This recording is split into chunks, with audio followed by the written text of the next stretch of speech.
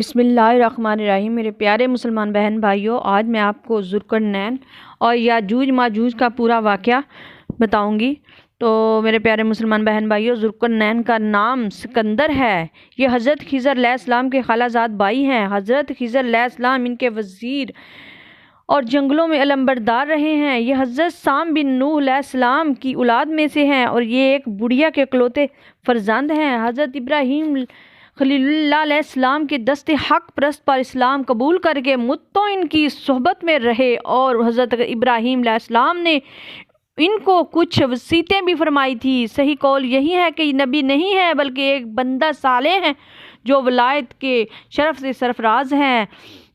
तो मेरे प्यारे मुसलमान बहन भाइयों, हुज़ूर सल्लल्लाहु अलैहि वसल्लम ने फरमाया कि ये ज़ुल्करनैन दो सींगों वाले के लक़ब से इसलिए मशहूर हो गए कि उन्होंने दुनिया के दो सींगों यानी दोनों किनारों का चक्कर लगाया था। और बाज़ का कौल है कि इनके दो गिसू थे इसलिए ज़ुल्करनैन कहलाते हैं। और ये भी कौल है कि इनके ताज पर दो सींग बने हुए थे। तो मेरे प्यारे मुसलमान बहन भाइयों, अल्लाह ताला ने इनको तमाम रोए ज़मीन की बादशाही ता फरमाई थी। दुनिया में कुल 4 बादशाह ऐसे हुए हैं जिनको पूरी ज़मीन की पूरी बादशाही मिली। इनमें 2 मोमिनीन थे और 2 काफिर। मोमिन तो हज़रत सुलेमान अलैहिस्सलाम और ज़ुल्करनैन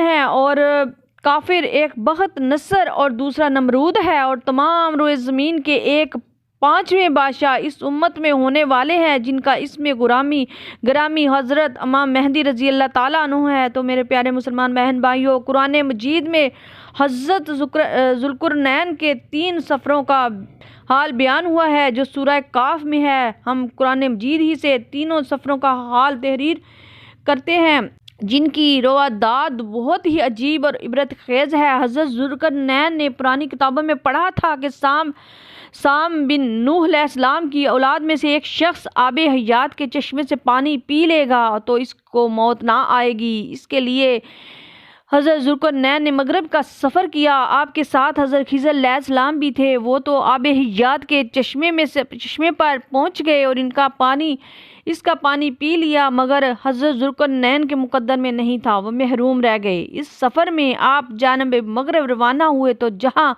तक आबादी का नामो निशान है वो सब मंजिलें तय करके आप एक ऐसे मुकाम पर पहुँचे कि इन्हें सूरज गुरूब के वक़्त ऐसा नज़र आया कि वो एक स्याह चश्मे में डूब रहा है, जैसा कि समंदरी सफ़र करने वालों को आफताब समंदर के काले पानी में डूबता नजर आता है। वहाँ इनको एक ऐसी कौम मिली जो जानवरों की खाल पहने हुए थी, इसके सिवा कोई दूसरा लिबास इनके बदन पर नहीं था और दरियाई मुर्दा जानवरों के सिवा इनकी गज़ा का कोई दूसरा सामान नहीं था। ये कौम नासक कहलाती थी। हज़रत ज़ुल्करनैन ने देखा कि इनके लश्कर बेशुमार हैं और ये लोग बहुत ही ताकतवर और जंगजू हैं। तो हज़रत ज़ुल्करनैन ने इन लोगों के गिर्द अपनी फ़ौजों का घेरा डालकर इन लोगों को बेबस कर दिया। चुनाचे कुछ तो मुशर्रफ़े बेईमान हो गए, कुछ आपकी फ़ौजों के हाथों मकतूल हो गए। तो मेरे प्यारे मुसलमान बहन भाइयों, फिर आपने मशरिक़ का सफ़र फरमाया, यहाँ तक कि जब सूरज तुलू होने की जगह पहुँचे तो ये देखा कि वहाँ एक ऐसी कौम है जिनके पास कोई इमारत और मकानात नहीं हैं। इन लोगों का ये हाल था कि सूरज तुलू होने के वक़्त ये लोग ज़मीन की गारों में छुप जाते थे और सूरज ढल जाने के बाद गारों से निकलकर अपनी रोज़ी की तलाश में लग जाते थे। ये लोग कौम मुंसलिक कहलाते थे। हज़रत ज़ुल्करनैन ने इन लोगों के मुकाबले में भी लश्कर आराई की और जो लोग ईमान लाए इनके साथ बेहतरीन सलूक किया और जो अपने कुफर पर अड़े रहे इनको तय कर दिया। मेरे प्यारे मुसलमान बहन भाइयों, फिर आपने शिमाल की जानब सफ़र फरमाया, यहाँ तक कि सद्दीन 2 पहाड़ों के दरमियान में पहुँचे तो वहाँ की आबादी की अजीबो गरीब ज़ुबान थी। इन लोगों के साथ इशारों से बेमुश्किल बातचीत की जा सकती थी। इन लोगों ने हज़रत ज़ुल्करनैन से याजूज माजूज के मुज़ालम की शिकायत की और आपकी मदद के तालिब हुए। ये मेरे प्यारे मुसलमान बहन भाइयों, ये याफस बिन नूह अलैहिस्सलाम की औलाद में से एक फसादी गिरोह है। इन लोगों की तादाद बहुत ही ज़्यादा है। ये लोग बिला के जंगजू, खूनखार और बिल्कुल ही वहशी और जंगली हैं जो बिल्कुल जानवरों की तरह रहते हैं। मौसम रबी में ये लोग अपने गारों से निकलकर तमाम खेतियां और सब्जियां खा जाते थे और खुशक चीज़ों को लाद कर ले जाते थे। आदमियों और जंगली जानवरों यहाँ तक के सांप, बिच्छू, गिरगिट और हर छोटे बड़े जानवरों को खा जाते थे।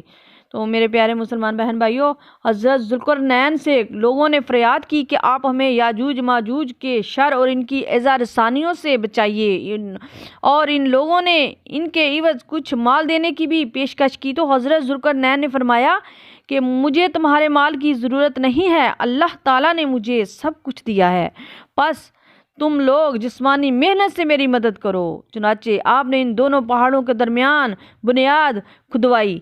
जब पानी निकल आया तो इस पर पिघलाए तांबे के गारे से पत्थर जमाए गए और लोहे के तख्ते नीचे और ऊपर चुनकर इनके दरमियान में लकड़ी और कोयला भरवा दिया और इसमें आग लगवा दी। इस तरह ये दीवार पहाड़ की बुलंदी तक ऊंची कर दी गई और दोनों पहाड़ों के दरमियान कोई जगह ना छोड़ी गई। फिर पिघलाया हुआ तांबा दीवार में पिला दिया गया, जो सब मिलकर बहुत ही मजबूत और नहायत मुस्तहकिम दीवार बन गई।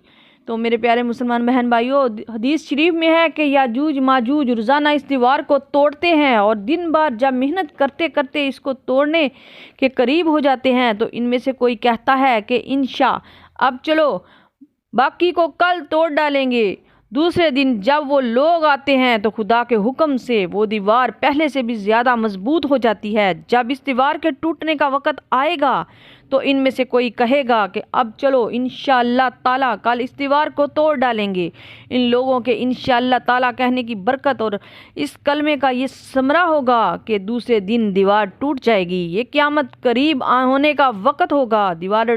दीवार टूटने के बाद याजूज माजूज निकल पड़ेंगे और ज़मीन में हर तरफ फितना फसाद और कत्लो गारत करेंगे। चश्मों और तालाबों का पानी पी डालेंगे और जानवरों और दरख्तों को खा डालेंगे।